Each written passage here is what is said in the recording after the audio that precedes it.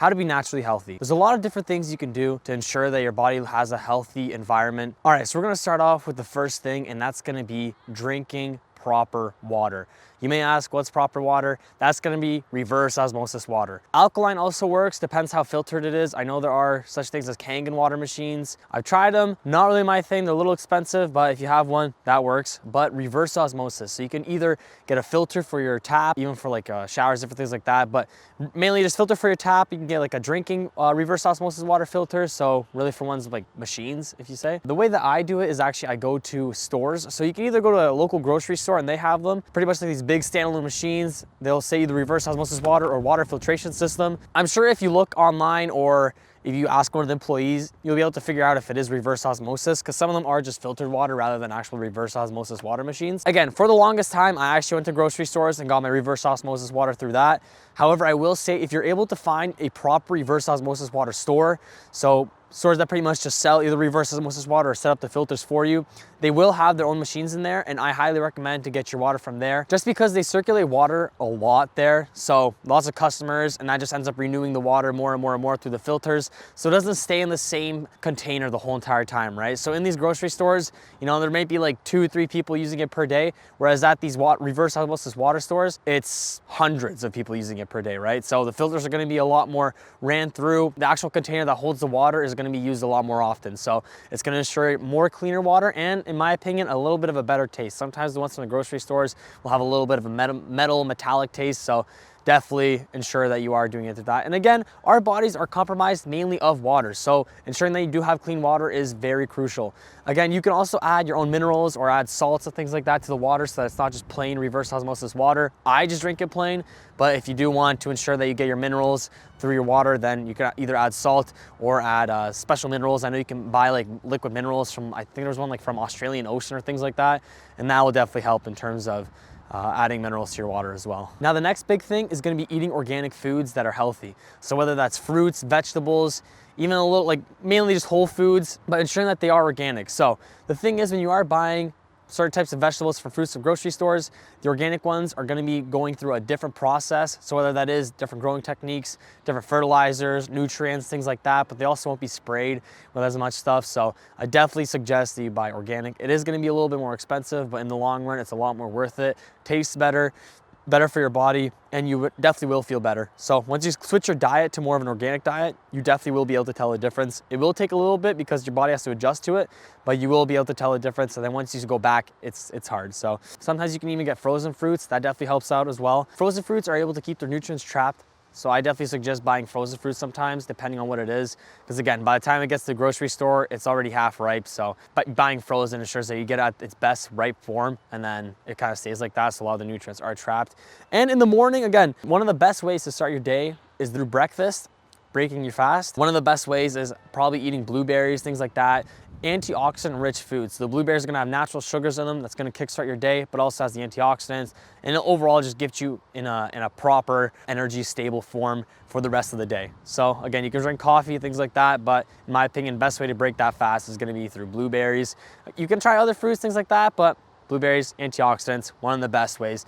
Good for your eyes, brain, everything, and it's very healthy. So I definitely suggest eating blueberries. You can also add some fermented foods to your diet. So whether, again, I've mentioned this in previous videos, but like pickles, kefir, yogurts, things like that, those are definitely really good. Just watch out with dairy, just because with dairy, you know, some of us can't really handle it too well, whether it's lactose intolerance, but some blood types also don't really work too well with dairy. So I definitely watch out with that. It can lead to breakouts and all sorts of things. So watch out with dairy. But again, fermented foods, like even like sauerkraut, I know there's like fermented cabbage, just one of the best forms of getting your probiotics is through something like that. So cabbage, really good one. I'm not the biggest fan, but if that's your thing, I highly suggest to keep going with that because it is very good for you. So yeah, so fermented foods is definitely very big.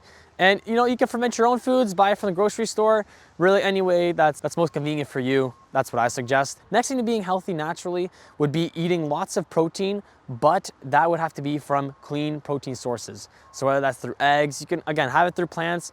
Personally, I would go through eggs, grass-fed and grass-finished beef. So grass-fed just practically means that the cow is fed grass throughout its whole entire lifespan. Grass-finished is like the last couple weeks before it's butchered. It's also fed grass rather than grains to fatten them up and things like that. So grass-fed, grass-finished, great for you. Great source of protein. Chicken as well, organic chicken, pasture-raised. is also really good. For eggs, I would say pasture raised as well, very healthy. One of the best forms of getting protein in the morning, has omegas in it, protein, and overall it's really great for your brain to start off the day. So I would highly suggest having pasture raised eggs. They're a little more expensive, but they're really healthy for you, especially like I said, in the morning. Great way to get some of those vital nutrients and proteins in to get yourself started for the rest of the day. Other forms of protein can include fish. That's a great way to get your omegas, but again, that's gonna have to go towards your blood types. Some blood types don't really work too well with fish, so I'd watch out with that, as well as, you know, some people don't really like the taste of fish, so it's really hit or miss with that.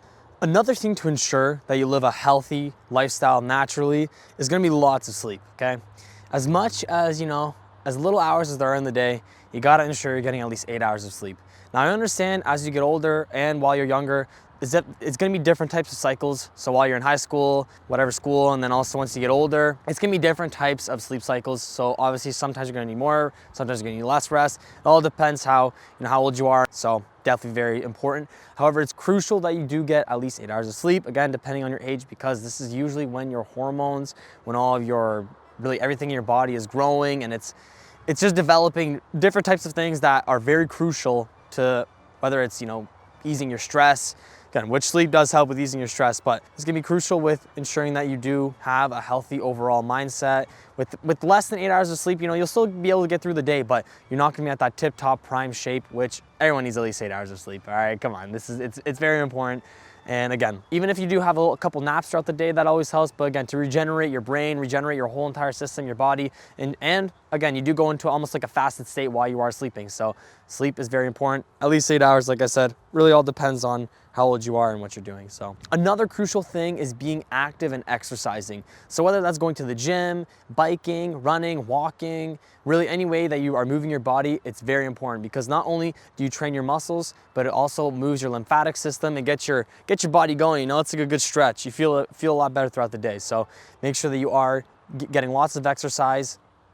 Running is actually really good for increasing your HGH, but also for overall stability of your, I guess, mentality, because back in the day when we were hunter and gatherers, we would run after our food, we run after certain types of things. So it puts your body into a different state of mind and gets you into like that primal state, right? So fast sprinting is very helpful. However, I wouldn't say it's the best for your body just because of the impact from your feet. So if you want the best for your body, if you have back issues and things like that, I definitely say biking is one of the best. Especially if you have suspension, you know, it will take the impact off your feet and it'll be a little bit better for your spine and for your hips and things like that. So if you aren't a fan of running or walking or doing long distances, even just biking, just to get some fresh air, again, getting that exercise, breathing in nature's best gift, okay?